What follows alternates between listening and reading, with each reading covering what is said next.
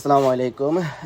খুবই সুখবর একটি, সেটা হলো যে আমাদের রয়েস পরিবারের জন্য আমরা এখন সে হাতে ভাজা লালমুড়ি নিয়ে কাজ করছি এবং কি আমাদের কাছে এখন হাতে ভাজা লালমুড়িটা অ্যাভেলেবেল পাবেন। সেই আমরা ছোটোকালে দেখতাম দাদুবাই নানু বাড়িতে আপনার হাত দিয়ে দাদু নানুরা আপনার লাল চাল থেকে ভেজে ভেজে লাল চালের থেকে হাতে ভাজা লালমুড়িটা ভেজে আমাদেরকে দিত আর আমরা খুব মজা করে খেতাম। আসলে তখন তো খেতাম, বুঝতাম না আসলে এটার মধ্যে যে এত উপকার।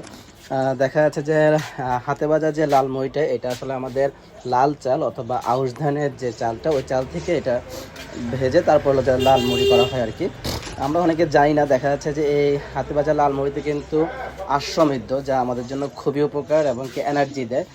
আসলে আমরা অনেকে জানতামই না যে আসলে মুড়ি খেলেও যে এনার্জি পাওয়া যায়। আসলে এই হাতে ভাজা লাল মুড়িটা যেহেতু ফাইবার সমৃদ্ধ, সেই জন্য দেখা যাচ্ছে যেটাতে এনার্জি হচ্ছে এবং দেখা যাচ্ছে যে এটাতে আপনার ভিটামিন ও মিনারেলও আছে, যা আমাদের শরীরের জন্য খুবই ভালো।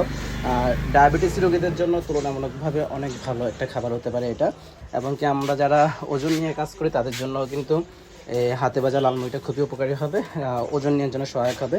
তো আমরা দেখা যাচ্ছে যে বাসা বাড়িতে সচরাচর আমরা প্রায় মুড়ি খেয়ে থাকি, যেটা সাদা মুড়ি, যেটা আমরা ওইটা আসলে আমাদের স্বাস্থ্যসম্মত নয়। আর আমরা রয়েস পরিবার যেহেতু আমরা স্বাস্থ্য সচেতন এবং স্বাস্থ্য নিয়ে কাজ করি, সেই জন্য আমরা আমাদের কালেকশনে এই হাতে ভাজা লাল মুড়িটা নিয়ে এসেছি এবং কি আপনারা চাইলেই কিন্তু আমরা দেশের আনাচে কাছে সব জায়গায় পাঠাতে পারবো এবং রয়েসের যে আউটলেট আছে পান্থপথে, আপনারা সরাসরি আউটলেট থেকেও সংগ্রহ করতে পারবেন।